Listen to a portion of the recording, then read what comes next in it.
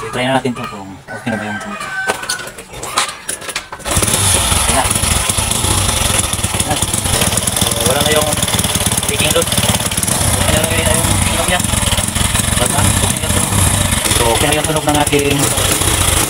So, yung ginawa natin pag-repair ay effective yun. Okay?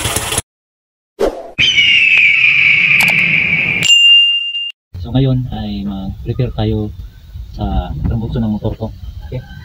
Kasi malaki na yung butas sa tambutso niya.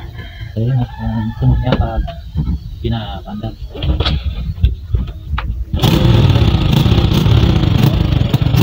Pangit tayo tunog para sa motor. So, ito yung nangyari dito. Ito may butas to. So, kailangan natin ito. Palitan natin itong pipe na to. Puputulin ko hanggang dito. Ito mo doon. So, yan. Yung pipe na to ang ipalit natin dito. Kailangan natin sundin itong yung mga cord na yan para ayos natin ito. Okay, kung makapal daw. At yan, linisan na natin ito maya kasi yung butas niya ay pinalawang na. So, sana ay gawa natin ito ang maayos. Okay.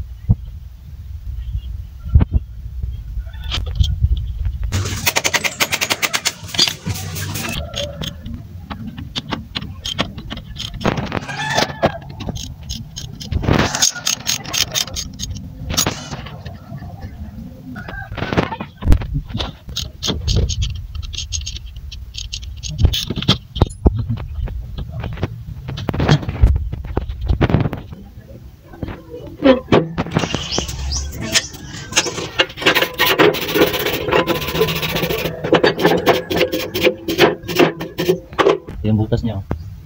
Tapos dito. Okay. So tatapalan ko lang to para mas madali yung paggawa. Okay.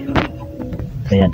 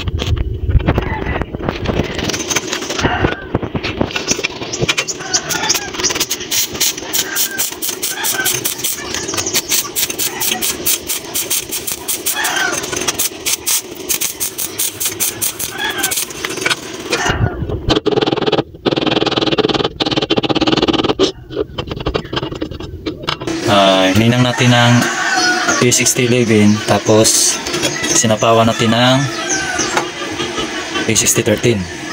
So sana wala nang leaking to. Idugtong nito mamaya. Itong gagawin ko ngayon ay isiting ko dito at markingan ko para hindi siya magiging offset. Okay? So yan itong gagawin ko. Ito. Yan, balik dyan. Yan. Siting siya agad. Kahit na hindi ko lang higpitan masyado. Tapos ito, yan, balik ko dun para markingan ko. Markingan ko siya. So ito ang gawin ko. Tapos na. Sabay ko ito. Ang bulit niya. Yan, ang bulit niya. Yan. Yan, ang bulit.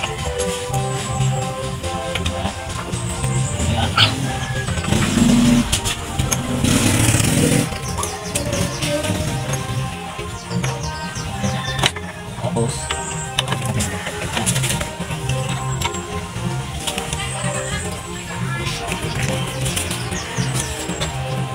yan.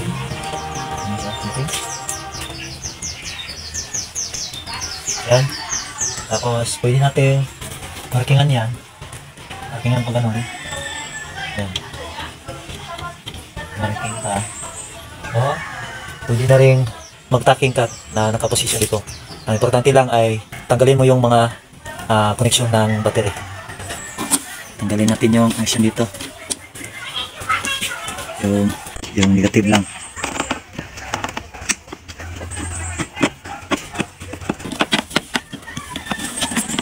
Yan. Connection niya. Okay.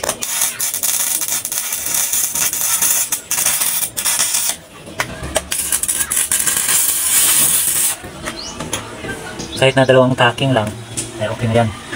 Siguraduhin mo lang na walang leaking itong motor mo para hindi siya lumiyag.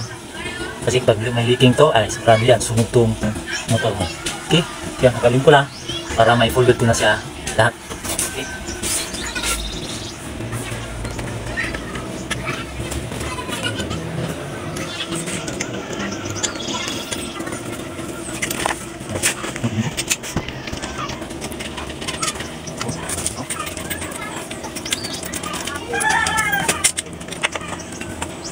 Ito na yung posisyon niya.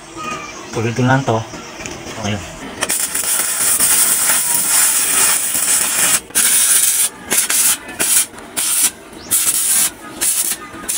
So A6011 ang una kong hininang.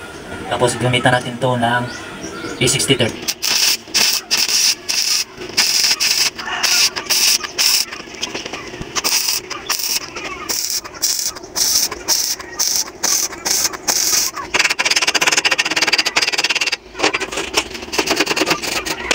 So ito na yung hinang natin na A6013. Okay. So sana wala nang leaking to. Kabit na natin to. Ay.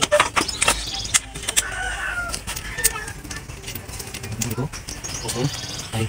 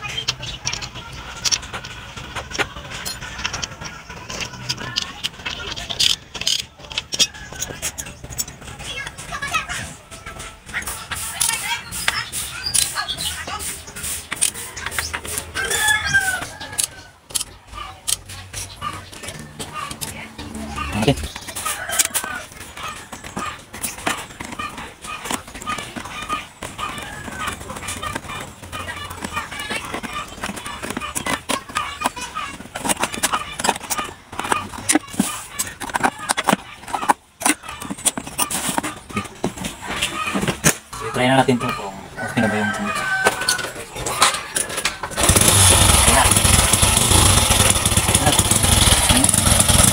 Wala na yung leaking load. Wala na yung inog niya.